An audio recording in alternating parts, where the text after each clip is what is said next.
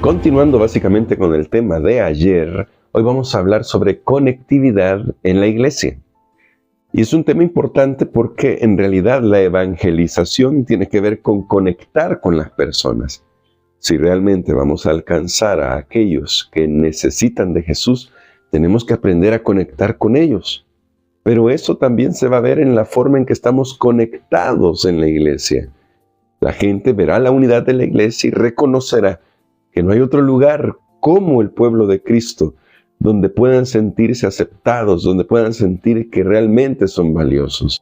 Por eso vamos a orar pidiendo al Señor que nos ayude para hacer nuestra reflexión de este día.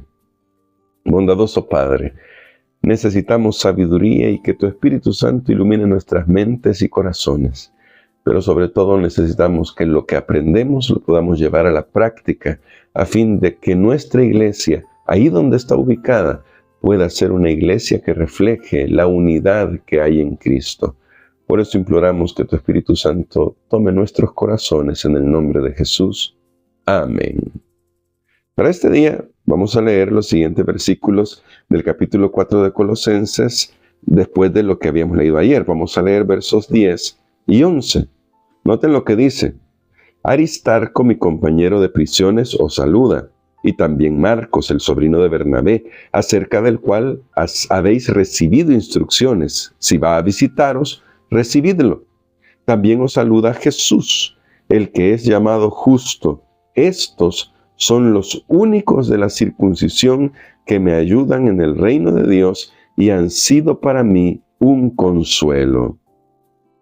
¿Notas lo que está diciendo el apóstol acá?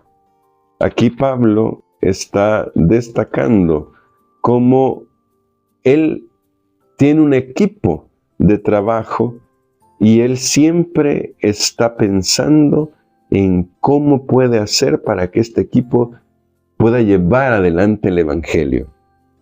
Más adelante, en el versículo 12, nos va a hablar 12 hasta el 14, nos va a hablar de otras personas, ¿sí? Y quiero introducir esto acá de una vez, porque noten, aquí primero Pablo dice que estos tres que hemos mencionado, Aristarco, Marcos y Jesús, o llamado el Justo, son de la circuncisión. Y es curioso que los demás, Epafras, Lucas y por ahí está Demas, son personas de origen gentil. Y esto es importante para hablar de la conectividad en la iglesia, porque Pablo está mostrando que en la iglesia pueden convivir judíos, cristianos de origen judío y cristianos de origen gentil, que tienen trasfondos totalmente diferentes, que tienen ideas totalmente diferentes, pero que su centro es y debe ser el Señor Jesucristo. Porque esta es una lección importante para la evangelización, porque ya en el tiempo de Pablo comenzaba a haber divisiones por aquellos cristianos de origen judío que querían que las cosas se hicieran a su manera en la iglesia. Y esto, pues ya sabemos, hizo que se hiciera el concilio de Jerusalén. Y Dios nos está dando una lección aquí y nos está diciendo, bueno, hay que concentrarnos en Jesús, en la palabra de Jesús. Hemos hablado ya de eso en las lecciones anteriores, porque, y voy a repetir esto una vez más, no estamos hablando de unidad a cualquier precio, estamos hablando de unidad en Cristo y en la palabra de Cristo, pero esto justamente nos debería llevar a ser humildes todos. En el caso de Pablo, él espera que los cristianos de origen judío, junto con los cristianos de origen gentil, aprendan que lo que necesitan es humillarse delante de Dios para trabajar por Jesús. Resulta muy aleccionador que aparece el nombre de Marcos aquí y que incluso aparece con una recomendación. Todos recordamos que Marcos fue un misionero que al principio tuvo sus dudas. Titubeó en el camino del ser misionero. Sin embargo, Dios tenía un plan para Marcos Y Pablo ahora se nota que le va a dar una segunda oportunidad, aun cuando él fue reacio a darle una segunda oportunidad en principio. Eso lo vemos en el libro de los Hechos. Pero aquí notamos que Pablo reconoce que si ha sido objeto de la gracia él, también va a extender esta gracia a los demás. Por eso es bonito ver este nombre de Marcos aquí. Ahora, recuerden que en el tiempo de Pablo, lo que hacía que hubiera dificultades para la unidad era justamente el origen de los cristianos, los que eran de origen judío y los que eran de origen gentil. Las amenazas para la unidad no son algo nuevo, son algo que ha existido siempre y siempre ha tenido que ver con temas de visión del mundo o, dicho de otra manera, temas culturales. Yo sé que a veces no nos gusta esta palabra porque cuando hablamos de la cultura todos tendemos a correr, a parapetarnos detrás de nuestra idea de que no, Dios no es cultural. Y es cierto que Dios no es cultural, pero tan cierto como eso es que Dios trabaja a través de la cultura. Si no, solo hay que ver toda la Biblia. La Biblia fue escrito con un trasfondo cultural. Y ese trasfondo cultural debe entenderse para poder entender la Biblia. Es decir, Dios se adapta con tal de ayudarnos a avanzar en la vida y trascender. Claro, esto a veces es muy difícil porque nos vamos a los extremos. El extremo de quedarnos aferrados a nuestra cultura y decir, bueno, como Dios se adapta y entonces lo que yo hago no está mal porque Dios se va a adaptar. O el extremo de renegar de toda cultura y decir, no, tenemos que vivir totalmente diferente de cómo vive la gente en el sentido de la cultura de la gente. Obviamente, vamos a decir lo que dijo Jesús, estamos en el mundo, pero no somos del mundo. Pero no ser del mundo implica no participar del pecado. Sin embargo, muchas veces parece que renegamos de la cultura, todo lo que tenga ese nombre cultural, pero acariciamos nuestros pecados. Es la condición humana, no estoy aquí tratando de acusar ni señalar, sino el hecho de decir, es nuestra condición humana, somos parciales. Y eso es lo que causa la división, nuestra parcialidad. Es lo que pasaba en el tiempo de Pablo, es lo que sigue pasando ahora. Por ejemplo, hay quienes pueden ver las redes sociales como una amenaza al cristianismo y mal usadas son una amenaza, pero no solo para el cristianismo, sino en general para la humanidad, porque son un medio de manipulación tremendo, pero también son una herramienta y bien utilizadas las redes sociales pueden ayudar a alcanzar a otros y las redes sociales son parte de la cultura de este mundo. Noten lo que estoy diciendo, no estoy defendiendo la cultura en sí misma, ¿no? Por favor, yo espero que esto quede muy claro. No estoy defendiendo la cultura en sí misma, estoy defendiendo el hecho de que tenemos que aprender a mirar un poco más allá para reconocer los puntos en los que podemos unirnos manteniendo como centro a nuestro Señor Jesucristo, su palabra y el objetivo por el cual estamos aquí, que es exaltar a Cristo, levantarlo a Él, para que todo el mundo pueda ser iluminado por su carácter. De ahí la importancia del testimonio, de ahí la importancia de que lo que yo hago con mis redes sociales refleje que yo soy un discípulo de Jesús, de ahí que cuando yo hable a una cámara y esté en un canal de YouTube, también trate de expresar mensajes que eleven a las personas, que eleven su mirada, que hagan que eleven su mirada hacia Jesús. Y para eso vamos a encontrar diferentes medios. De repente me salen algunos reels muy interesantes. Hay un influencer, lo voy a usar así, voy a usar esa palabra, influencer. De nuevo, esa palabra es una palabra cultural y algunos le tememos y decimos, no, es que los cristianos no pueden ser influencers. Pues yo les diré, los cristianos deberíamos ser los mayores influencers de la historia, porque deberíamos influir a las personas para que vayan a Jesús. Y de repente me salen algunos reels de un influencer que con un estilo de humor muy interesante sus reels, sus vídeos siempre son como una conversación con Jesús.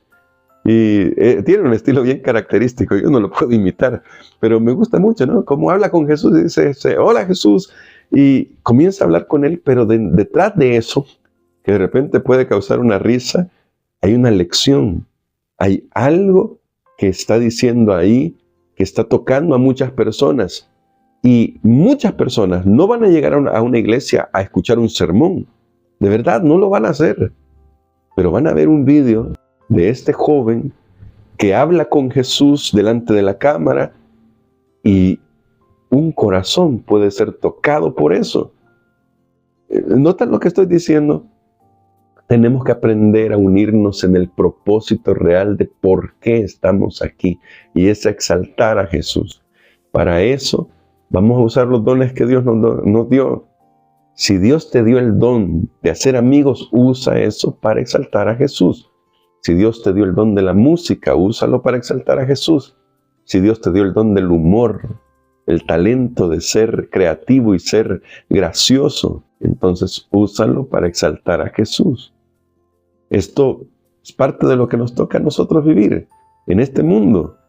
Vivimos en este mundo y nosotros no vamos a eliminar nuestra individualidad solo para encajar en un grupo que tiene unas normas rigurosas y que no está exaltando a Jesús. ¿Notan lo que estoy diciendo?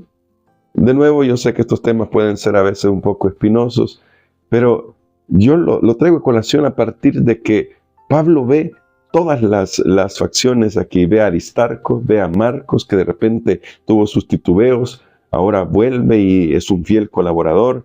Ve a Jesús, no se dice mucho de él, de Jesús el justo, pero ahí está, es un hombre que aparece aquí como colaborador de Pablo. De repente aparece Epafras, que fue el que llevó el evangelio a los colosenses. Lucas, que era médico y que además era historiador, porque tenía esa capacidad. Y cada uno, usando sus dones, en el lugar donde les tocó vivir, haciendo lo que les tocó hacer en la vida, trataron siempre de exaltar a Jesús. Para nosotros creo que la lección es clara. Tenemos que aprender a unirnos en el propósito real de la iglesia, que es exaltar a Jesús. Para eso, la iglesia ha crecido muchísimo gracias a la dirección del Espíritu Santo y se ha fortalecido. Pues usemos todas esas cosas para ayudar a otros. Yo sé, por ejemplo, cuando comenzó la radio, solo por poner un ejemplo para terminar con nuestra reflexión, cuando comenzó la radio, mucha gente usó la Biblia para decir que no debería el mensaje predicarse a través de la radio. Digo, cuando comenzó la iglesia adventista a predicar en la radio. Eso allá con H.M.S. Richards y la voz de la profecía. Miren, esto fue interesante, porque mucha gente comenzó a decir, no, la Biblia dice de que no, porque... ¿Y por qué? El argumento que algunos usaron fue, porque la Biblia dice que los demonios gobiernan las regiones celestes y la radio se transmite por el aire, entonces eso es del diablo.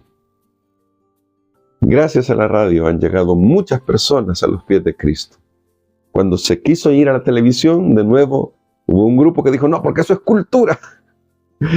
Y entonces, ¿qué pasó? Se retrasó mucho ese trabajo de la televisión, pero hubo un grupo que creyó y dijo, hay que llevar el Evangelio a la televisión. Y el Evangelio de Cristo fue llevado a la televisión.